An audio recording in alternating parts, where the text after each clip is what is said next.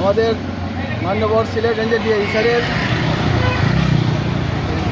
উদ্যোগে এবং মৌলভীবাজার জেলা মান্যবর পুলিশ সুপারের নির্দেশনা মোতাবেক আমরা এটা পুলিশের রুটিন ওয়ার্ক হিসাবে আইনশৃঙ্খলা নিয়ন্ত্রণ রাখার জন্য চেকপোস্ট চলমান থাকবে। ইনশাল্লাহ আমরা সর্বোচ্চ পর্যায়ে অপরাধীদেরকে আইনে আওতায় নিয়ে আসবো এবং অপরাধ নির্মূলে এই ভূমিকা ইনশাল্লাহ কার্যকর ভূমিকা ভালো রাখবে ইনশাল্লাহ।